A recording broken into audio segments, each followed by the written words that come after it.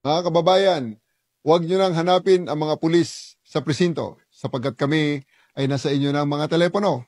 Dial 911, darating kami sa loob ng 5 minuto.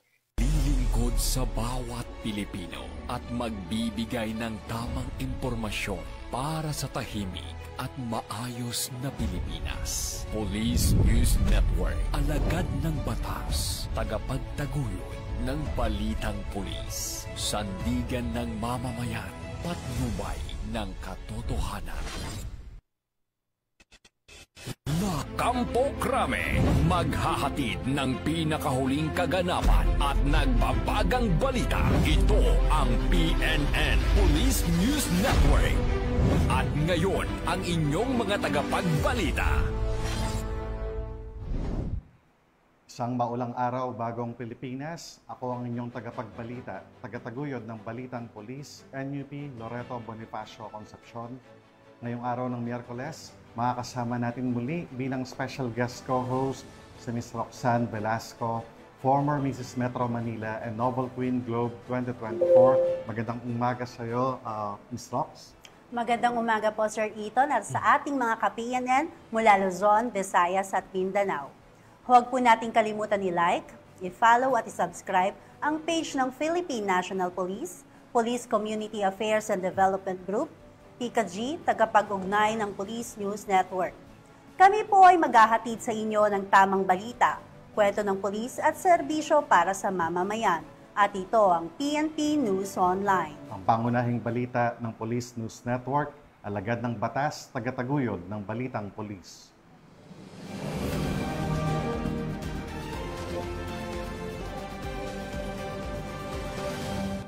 Narito ang mga balitang dapat niyong abangan. 3 milyong pisong halaga ng shabu nasamsam sa isang high-value individual sa Cebu City. 1 milyong pisong halaga ng smuggled cigarettes nasabat sa Maguindanao del Norte. At suspect arestado dahil sa pananaksak sa Cagayan de Oro City.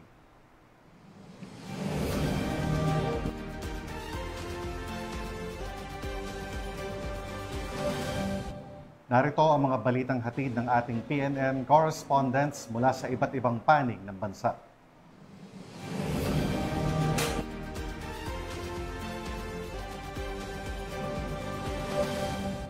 Simulan natin ang balita mula sa bahagi ng Luzon.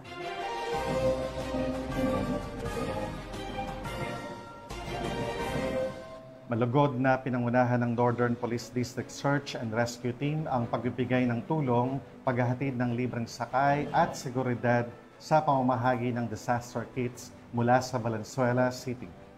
Sa pamamahagi ng disaster kits at pagbibigay ng impormasyon ukol sa kahandaan, tumataas ang antas ng preparasyon ng mga mamamayan sa posibleng sakuna. Ito ay nag-aambag sa matatag na komunidad na kayang harapin ng mga emergency.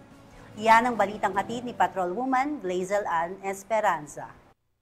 Nagbigay ng tulong, seguridad at libreng sakay ang Northern Police District Search and Rescue Team sa isinagawang pamamahagi ng mga disaster kits sa iba't ibang evacuation center sa Valenzuela City. Isinagawang aktibidad katuwang ang pamahalang lokal ng Valenzuela na may layuning matiyak ang maayos, ligtas at sistematikong distribusyon ng mga pangunahing pangangailangan para sa mga apektadong residente. Bilang bahagi ng patuloy na serbisyo, naghatid din ng libreng sakay sa mga stranded na commuters. Ang patuloy na presensya at aktibong pakikibahagi ng NPD Search and Rescue Team ay malinaw na nagpapakita ng walang sawang suporta ng kapulisan sa komunidad, lalo na sa panahon ng sakuna. Ipinapakita rin nito ang kanilang dedikasyon sa serbisyong publiko at ang mabilis na pagtugon sa mga pagkakataong higit silang kailangan upang mapanatili ang kaligtasan, kapakanan at kayusan ng mga mamamayan.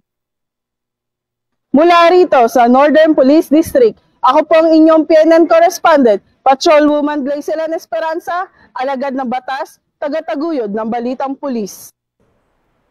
Maraming salamat, Patrolwoman Glazel Ann Esperanza. Sa gitna ng hagupit ng masamang panahon, patuloy pa rin ang paghahatid ng Bulacan PNP ng isang malawakang rescue operation para sa mga nasalanta ng bagyong Persing. Narito ang report mula kay Patrolwoman Pearl Crystalline Javier.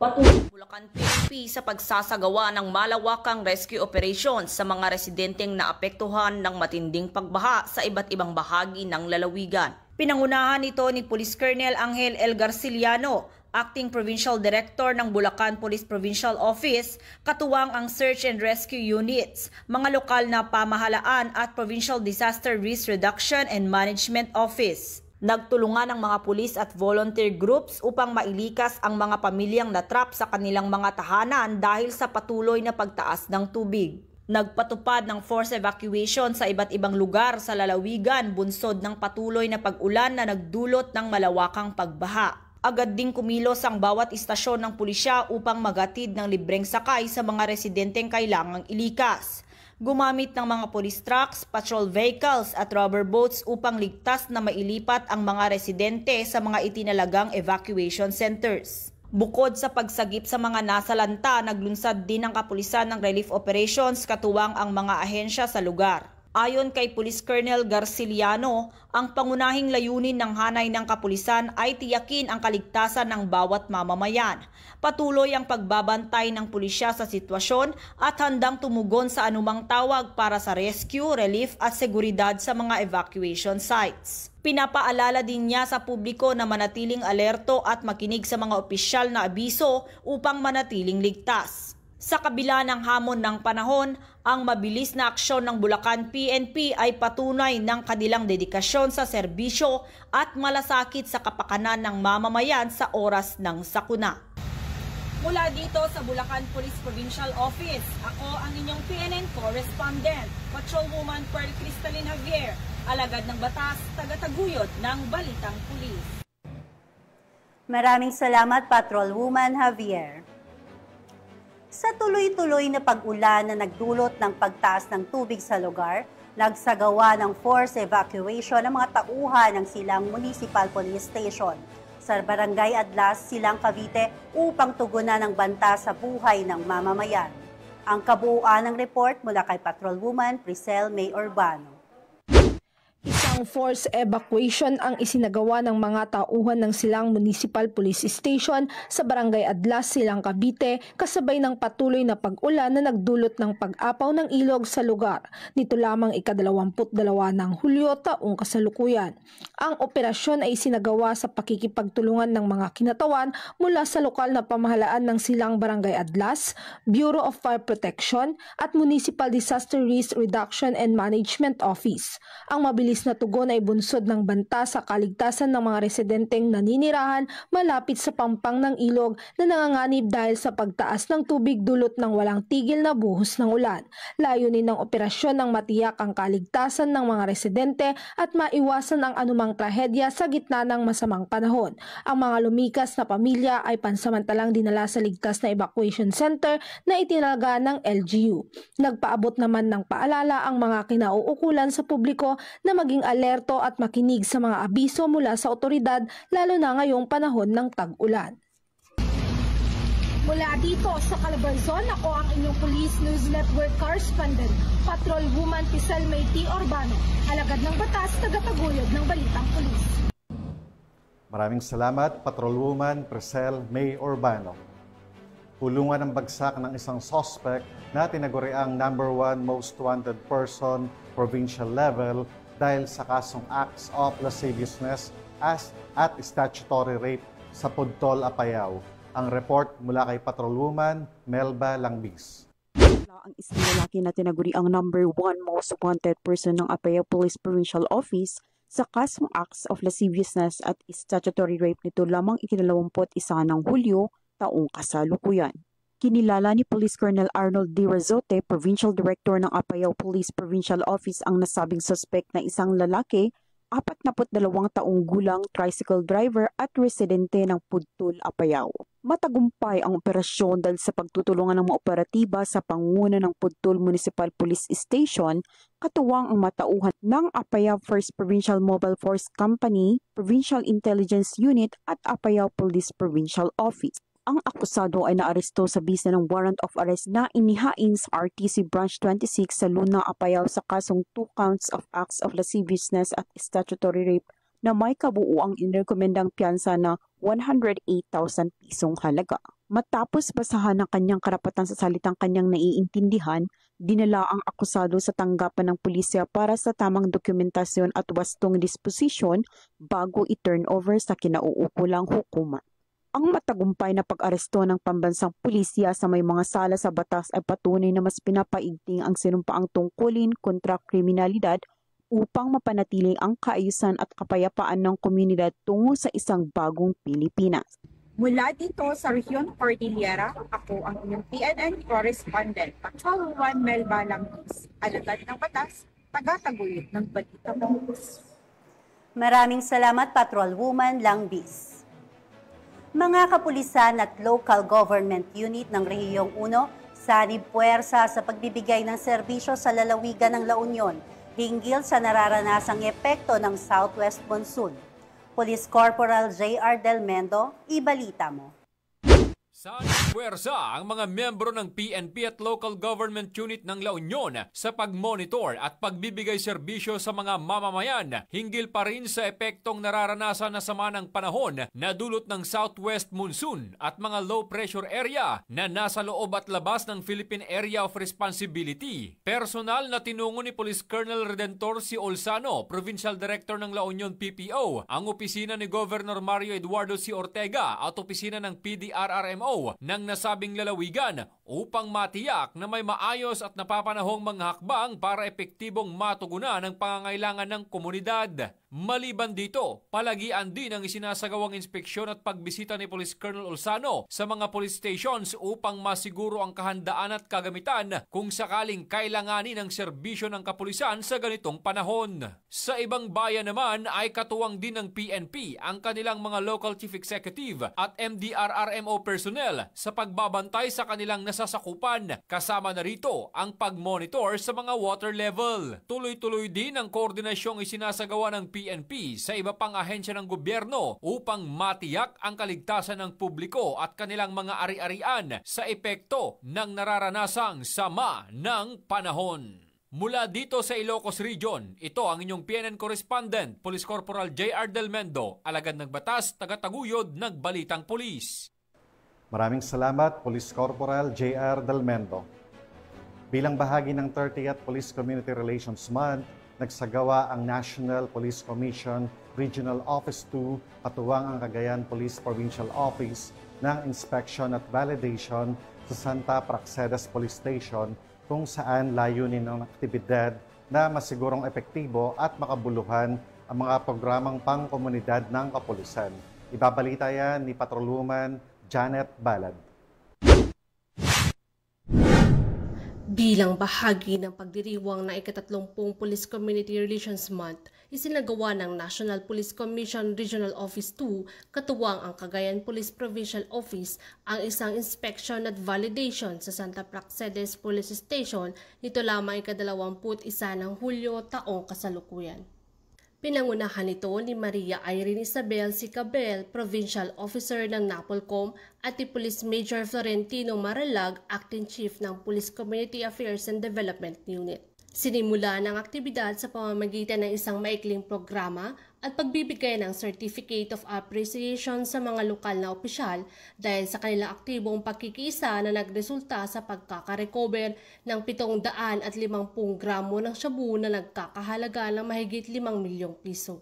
Kasama rin sa isinagawang inspeksyon ng personnel accounting ng mga tauhan ng Santa Praxedes Police Station. Layunin ng mga aktibidad na matiyak na ang istasyon ay sumusunod sa mga panutunan ng NAPOLCOM at PNP sa pagbibigay ng serbisyo sa publiko. Ang ganitong mga inspeksyon ay bahagi ng mas malawak na layunin ng PNP at NAPOLCOM na masigurong epektibo at makabuluhan ng mga programang pangkomunidad ng kapulisan. Pinibigyang halaga rin dito ang partisipasyon ng mamamayan sa pagpapanatili ng kaayusan at kapayapaan. Mula dito sa Lambak ng Cagayan, ako ang inyong PNN correspondent, Patrolwoman Janet Balad, alagad ng batas, taga-taguyod ng Balitang Pulis. Maraming salamat, Patrolwoman Janet Balad. Bilang tugon sa malakas na pagbuhos ng ulan, pagbaha at pagkasira ng mga daan sa kalsada dulot ng southwest monsoon at low pressure area, isinagawa ang accounting ng Reactionary Standby Support Force or RSSF ng Police Regional Office 5. Ito ay naglalayong tiyakin ang kahandaan ng mga personnel sa harap ng mga banta ng pagbaha, landslide at iba pang epekto ng masamang panahon sa rehiyon. Police Staff Sergeant Tadeos Quintana sa report. Sa patuloy na malalakas na pag-ulan dulot ng low pressure area na pinalakas pa ng habagat, isinagawa ang accounting at activation ng Reactionary Standby Support Force o RSSF ng Police Regional Office 5 sa Camp Brigadier General Simeon A. Ola, Legazpi City. Ang aktibidad ay naglalayong tiyakin ang kahandaan ng mga personnel sa harap ng banta ng pagbaha, landslide at iba pang epekto ng masamang panahon sa rehiyon. Kasabay nito, sinuri at binilang ang mga itinalagang personnel at binigyan ng komprehensibong briefing hingil sa mga protocol sa standby status, tamang deployment procedures at mga prioridad sa operasyon. Binigyan din ang mahalagang papel ng RSSF sa mga disaster response operation tulad ng search and rescue, pamamahagi ng ayuda at pagbibigay suporta sa mga lokal na pamahalaan at mamamayang apektado ng kalamidad. Patuloy ang panawagan ng PRO5 sa publiko na manatiling alerto, makinig sa babala ng panahon at makipag-ugnayan sa kanilang mga barangay at lokal na otoridad para sa kanilang kaligtasan. Mula dito sa Legazpi City, Albay, ako ang PNN Correspondent Police Staff Sergeant Quintana, alagad ng batas, tagataguyod ng Balitang Pulis. Maraming salamat, Police Staff Sergeant Tadeus Quintana. Tunghayan naman natin ang mga balita mula sa Visayas.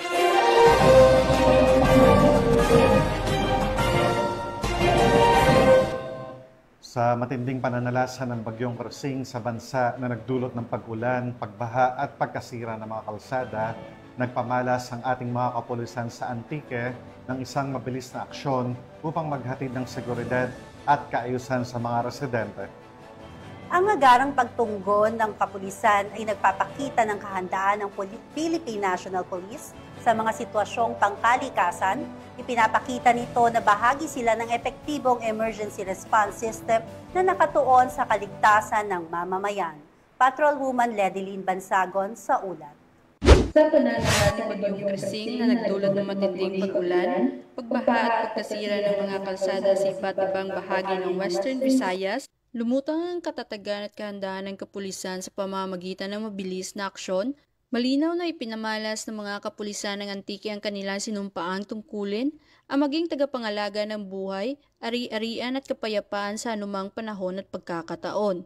Sa direktiba ng Police Regional Office 6 sa pamumuno ni Police Brigadier General Josefino D. Ligan, Regional Director ng Pro-6 at sa utos ng pamunuan ng Antique Police Provincial Office, agad na kumilos sa mga kapulisan ng Sibaste Municipal Police Station upang magsagawa ng search and rescue operation kaugnay sa napaulat na 2 nawawalang individual sa bayan ng Sibaste dulot ng pananalasan ni Bagyong Krising nito lamang ika-22 ng Hulyo taong kasalukuyan.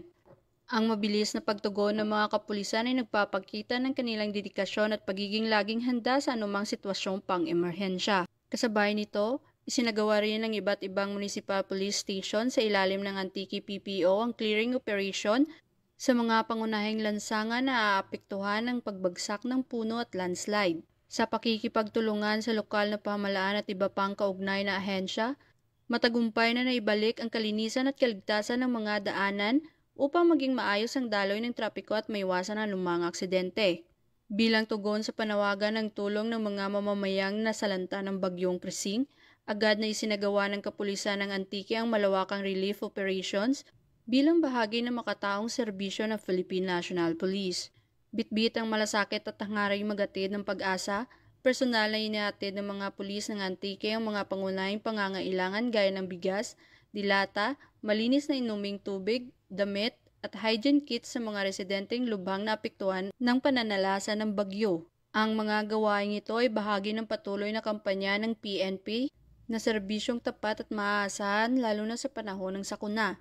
Muling pinatunayan ng kapulisan na ang kanilang serbisyo ay hindi lamang para sa batas, kundi para sa buhay at kapakanan ng bawat Pilipino. Patuloy na paninindigan bilang tagapagpangalaga ng kapayapaan, kaligtasan, at kagapay ng bawat mamamayan sa oras ng pangangailangan. Mula dito sa Police Regional Office 6, ako ang inyong Police News Network Correspondent, Patrolwoman Ledeline Bansagon, alagad ng batas, tagataguyod ng Balitang Pulis. Maraming salamat, Patrolwoman Ledeline Bansagon. Isang matagumpay na operasyon ang naisakatuparan ng mga otoridad dahil sa pagkakahuli sa isang suspect na tinaguriang high-value individual at nasamsam mula sa kanya ang mahigit 3 milyong pisong halaga ng shabu sa Cebu City. Patrolwoman Annalyn Canoog sa report. Mapapay na naaresto ang isang lalaki matapos itong mahuli ng halos 3.5 milyon na halaga na hininalang shabu sa nilunsad na bypass operation sa Supa Street, Barangay Sawang Calero, Cebu City noong 22 ng Hulyo sa taong kasalukuyan. Kinilala ni Police Captain Gian Carlos Reyes, Officer in Charge of Police Station 6, Cebu City Police Office and suspect na si Raymond, 30 taong gulang, isang high-value individual at residente sa Sitio Lawis, Alaska, Barangay Mambaling, Cebu City. Dako alas 4:25 na madaling araw na magsagawa ng bypass operation ang Station Drug Enforcement Team na kung saan naaresto ang nasabing suspect. Nakumpiska mula sa suspect ang 2 pakete at 5 large knot-tied plastic na hininalang shabu na aabot sa 510 na gramo at may standard drug price na 3,468,000 pesos. Bypass money at maroon handbag. Maharap ang suspect sa kasong paglabag sa Section 511 ng Article 2 ng RA 9165 o ang Comprehensive Dangerous Drugs Act of 2002. Ang mga kapulisan ay patuloy sa pagsusulong ng mga programa ng pamahalaan upang matuldukan ang problema sa iligal na droga upang magkaroon ng maunlad na bansa tungo sa isang bagong Pilipinas. Mula dito sa Cebu City, ako ay ang PNN Correspondent, Patrolwoman Annalyn N. Canoog, alagad ng batas, tagataguyod ng Balitang Pulis.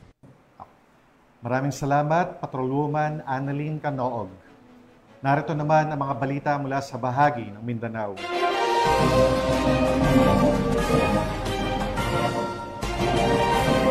Arestado ang isang lalaki matapos tangkaing saksakin ang isang biktima sa tapat ng isang establishmento sa kahabaan ng Divisoria sa Cagayan de Oro City. Pinatutunayan ng insidenteng ito ang kahalagahan ng presensya ng mga otoridad sa mataong lugar. Ang agarang pagresponde ng pulisya ay naging susi sa pagpigil ng krimen.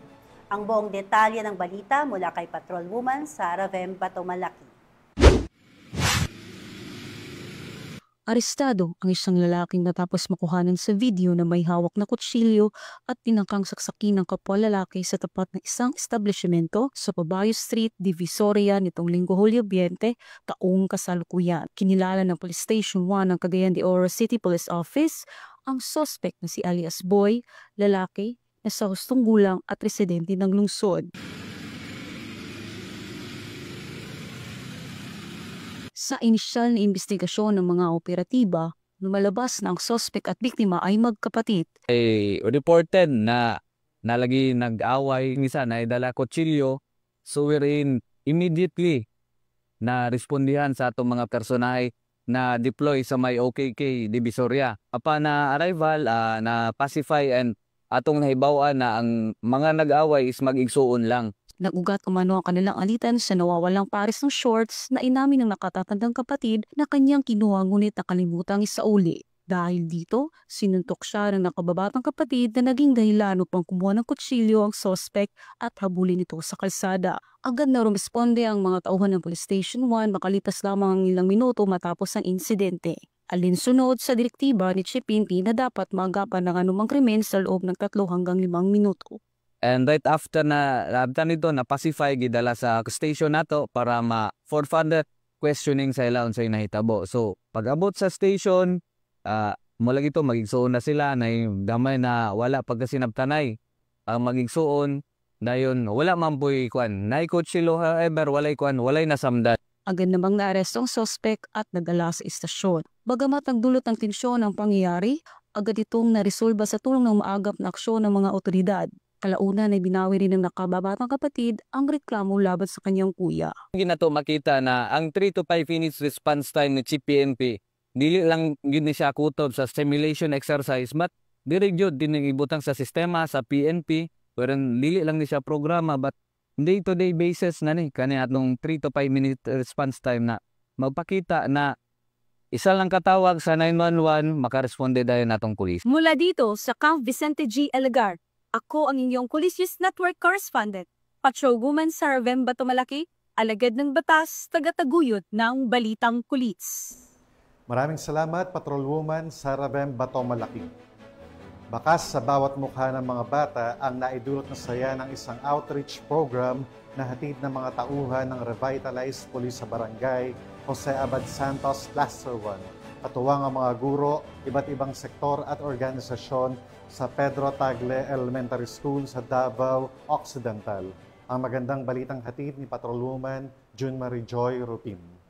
Tagumpay na outreach program ang isinagawa sa Pedro Tagle Senior Elementary School sa Sitio Manga, Barangay Marabatuan, Jose Abad Santos, Davao Occidental. Nito lamang ika-22 ng Hulyo.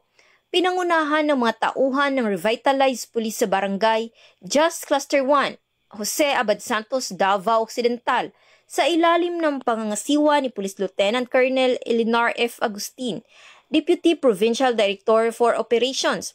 Ang aktibidad ay naisakatuparan sa pakikipagtulungan at partisipasyon ng mga guro, iba't ibang sektor at organisasyon. Tinatayang mahigit 200 na estudyante ang nakinabang sa libreng feeding program, libreng gupit at pamamahagi ng donasyon ng mga laruan at mga libreng tsinelas. Kitang-kita sa mga ngiti ng mga mag-aaral ang tuwa at pasasalamat sa mga serbisyong natanggap nila mula sa mga kapulisan at katuwang ng grupo. Sa pamamagitan ng ganito mga inisyatibo, patuloy na naipamalas ang malasakit at serbisyo ng kapulisan at mga katuwang sa komunidad.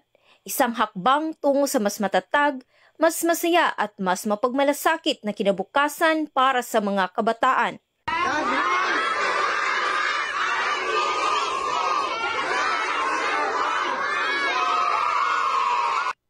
Mula dito sa Police Regional Office 11, ako ang inyong PNN correspondent, Patrolwoman June Marie Joy Rupin, alagad ng batas, tagataguyod ng Balitang Pulis. Maraming salamat, Patrolwoman Joy Rupin.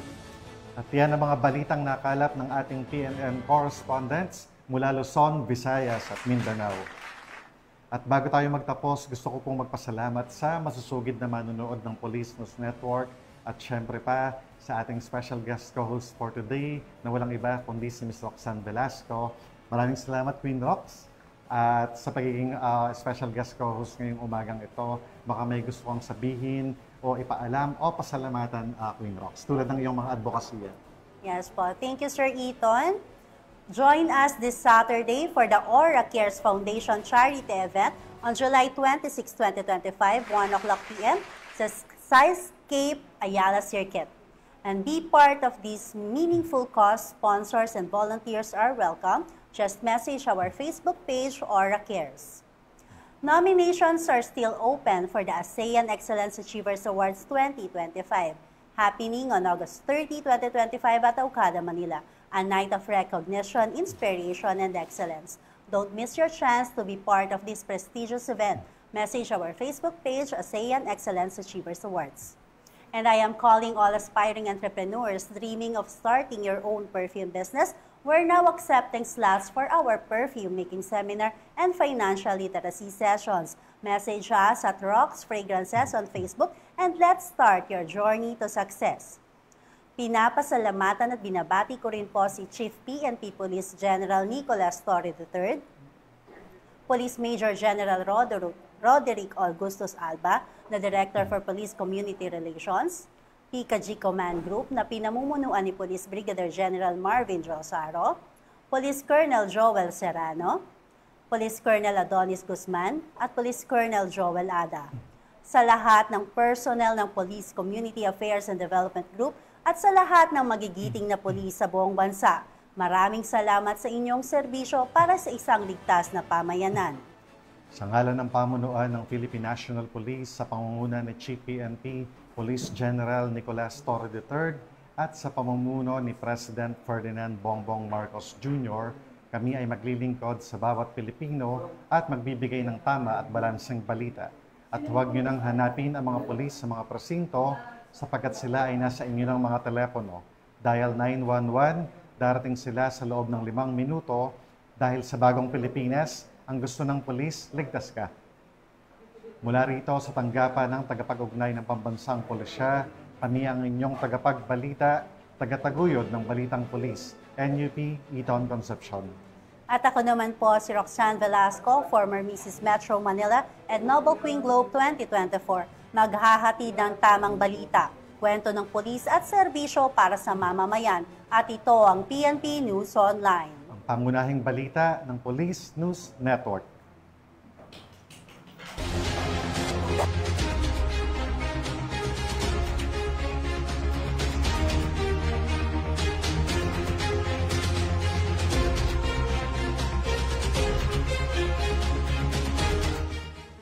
Police News Network, alagad ng batas, tagapagtaguyod ng balitang pulis.